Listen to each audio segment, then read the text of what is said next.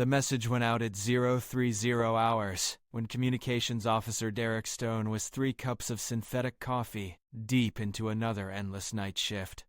Colony Outpost Zenith. 7 sat on the edge of human territory, a forgotten mining station where nothing ever happened and nobody important ever cared. Derek stared at his blank screen, watching dust particles drift through the recycled air, and made a decision that would change everything. He typed quickly, before common sense could stop him.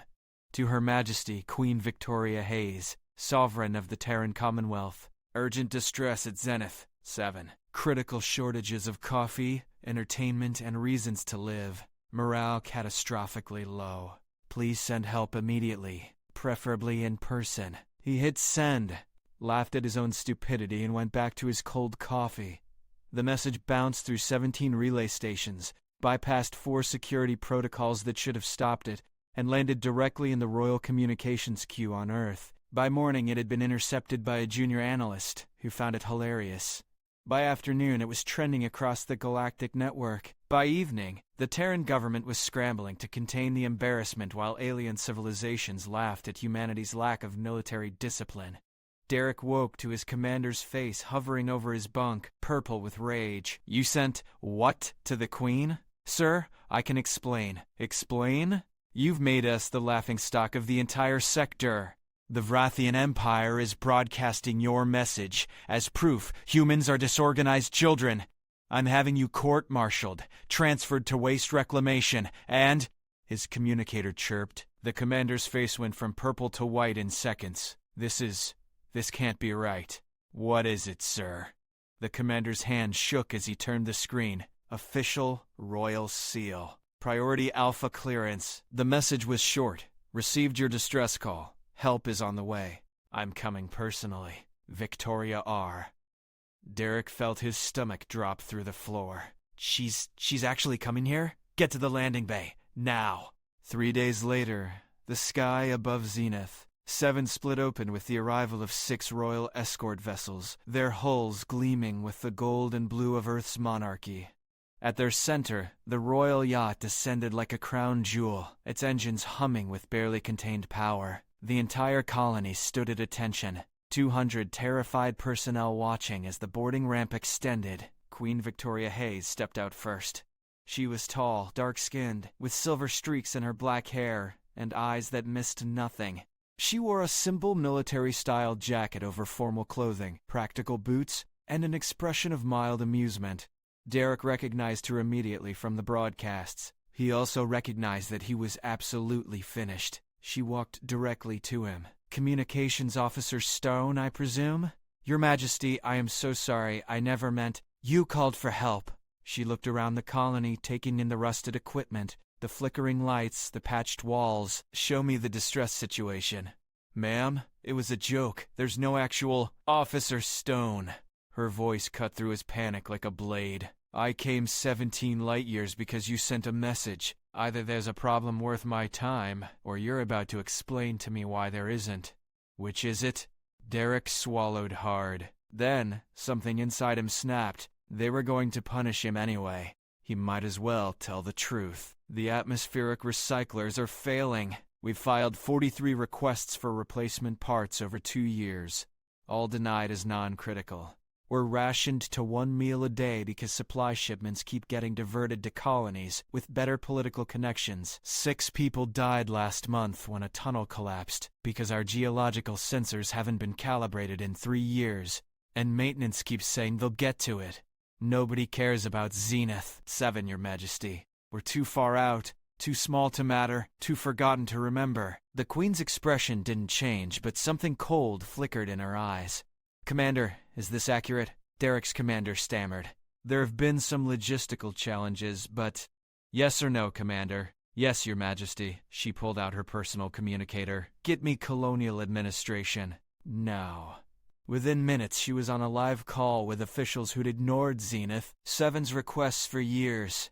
Derek watched in amazement as the Queen of the Terran Commonwealth personally tore into bureaucrats who suddenly couldn't explain why a mining colony was being starved of resources. Replacement parts were approved in real time. Supply shipments were rerouted. Budgets were unlocked. People who'd never answered Derek's messages were falling over themselves to fix problems they'd created. She spent 6 hours touring the colony, talking to workers, inspecting failing equipment, taking notes. She ate in the cafeteria with the miners, sharing their rationed meals. By the end of the day, Zenith 7 had more official attention than it had received in 5 years combined. That night, as the Queen prepared to depart, Derek found the courage to approach her. "Your Majesty, why did you really come?" "It was just a stupid joke." She smiled, and it was warmer than he expected. "Officer Stone, you sent a message directly to me. Not to a department, not to a committee, but to a person. You reminded me that every colony, every outpost, every forgotten station has people who deserve to be heard. Sometimes the system needs someone to break the rules to make it work. I came because you were brave enough to ask. I'm getting court-martialed for this, aren't I?" "No, you're getting a commendation for creative problem-solving under adverse conditions." She turned to leave, then paused. "Oh, and Officer Stone? Next time you need help, use the proper channels first. But if they don't work," she winked, "my door is always open." The Queen's shuttle was preparing for departure when the alert siren screamed to life. "Unknown fleet dropping out of hyperspace!" The sensor operator's voice cracked with panic. 37 ships, Kravik's Dominion signatures! They're hailing us!" The view screen flickered to life, showing a massive reptilian face covered in battle scars. Warlord Threxus of the Kravik's Dominion, a known raider who controlled 6 border systems through pure violence. His forked tongue flicked out as he spoke in thickly accented standard. "I see the human queen honors us with her presence at this pathetic little colony." How fortunate. His laugh was like grinding metal. "The Kravik's Dominion claims this system and 3 others in this sector. You will withdraw immediately and transfer mining rights, or I will demonstrate what happens to humans who refuse Kravik's hospitality. You have 1 hour. The colonial commander looked ready to evacuate. "Your Majesty, we need to get you out of here. We can't defend against that fleet."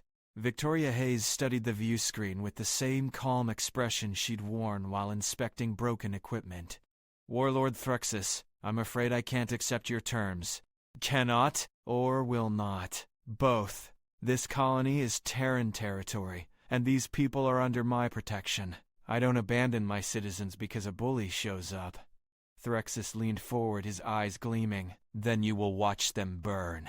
Or," the Queen said softly, "we can settle this in a manner the galaxy will respect. I invoke the right of challenge under the Galactic Accords, Article 7, single combat by ancient law. If I win, you withdraw and never threaten human territory again. If you win, you get the colony and I surrender my escort fleet." The channel went silent. Derek felt his heart stop. She was insane. Threxus was twice her size, a career warrior who'd killed hundreds in personal combat. This was suicide. Threxus's laugh boomed through the speakers. "The human queen has courage. I will grant her that. Foolish courage, but courage nonetheless. I accept. Tomorrow, at dawn. Bring your finest weapons, little queen. I promise to make your death memorable." The channel cut. The Queen turned to her security chief, a scarred woman named Patricia Grant who looked ready to physically restrain her monarch. "Pat, don't. You can't seriously." "I can and I am. Get the combat arena prepared. Traditional rules, no interference." "He'll kill you." "Maybe, but he won't ignore this colony again." "None of them will. Prep the medical team and make sure this is broadcast across every network. If I die making a point." Derek found his voice. "Your Majesty, you don't have to do this for us." She looked at him with those sharp eyes. "Officer Stone, you asked for help. I came. Now I'm going to finish the job." She smiled slightly. "Besides, I didn't come alone." The night before the duel, the Queen's personal guards revealed themselves. They weren't ceremonial. Patricia Grant had been Special Forces before joining Royal Security. The other 4 had similar backgrounds, veterans of humanity's worst conflicts, trained in every combat form the galaxy had to offer. They'd spent the evening teaching the Queen last-minute techniques. reviewing Kravik's fighting patterns, drilling her on weak points in reptilian anatomy. But when Derek saw her in the medical bay, receiving injections of emergency stimulants and bone density enhancers, he understood. She wasn't just making a gesture. She was actually trying to win. Dawn came cold and bright. The combat arena had been set up in Zenith, Seven's largest hangar, with cameras broadcasting to every major civilization. The Kravik's fleet hung in orbit like a threat. The entire colony watched as Warlord Threxus entered from one side, massive and confident, carrying a weapon that looked like a cross between a sword and a battle axe. Queen Victoria Hayes entered from the other side wearing light combat armor, carrying 2 short blades. She looked impossibly small next to the alien warlord. The neutral arbiter, a Vrathian observer, read the terms. Single combat to submission or death. No outside interference. Galactic law recognizes the outcome. Begin. Threxus charged immediately, his weapon sweeping in an arc that would have cut the Queen in half. She wasn't there. She'd moved before he completed the swing, rolling under his guard and slashing at his leg. The blade skittered off thick scales, barely drawing blood. But the message was clear. She was fast. Clever little mammal. Threxus spun, bringing his weapon down in a devastating overhead strike. The Queen blocked with both blades crossed, and the impact drove her to one knee. She twisted, redirecting his force, and slashed at his wrist. This time she drew blood. The fight became a brutal dance. Threxus had size, strength, and reach. The Queen had speed, precision, and something the Warlord didn't expect. She'd studied Kravik's anatomy. Every strike targeted joints, soft tissue between scales, pressure points in the nervous system. She was fighting like someone who'd done her homework. But homework only went so far. Threxus caught her with a backhanded blow that sent her flying across the arena. She hit the wall hard enough to crack her ribs. Derek heard the impact from the viewing area and felt sick. She got up anyway. "You should have stayed down, human." Threxus advanced, confident now. "I will make this quick." "Funny," the Queen gasped, spitting blood. "I was thinking the same thing." She charged, and this time, there was something different in her movement. The bone density enhancers were fully active. The combat stimulants had kicked in. She was moving faster than should be possible, hitting harder than her frame suggested. One of her blades found the gap between Threxus's shoulder scales and sank deep. The Warlord roared and grabbed her, lifting her off the ground. His claws closed around her armor. Derek saw the metal start to buckle. This was it. This was how it ended. The Queen dropped one blade and drew a small device from her belt. Derek recognized it from the briefing. A human invention. A neural disruptor, designed to overload alien nervous systems at close range. Technically legal under the combat rules because it required physical contact. She jammed it against Threxus's neck and triggered it. The Warlord's entire body seized. His grip loosened. The Queen fell, rolled, came up with her remaining blade and put it against his throat as he collapsed, twitching and paralyzed. "Submit," she said quietly, "or die." The arena was silent. Threxus's eyes burned with rage, but he was a warrior. He recognized defeat. "I submit." The Queen stepped back, lowering her blade.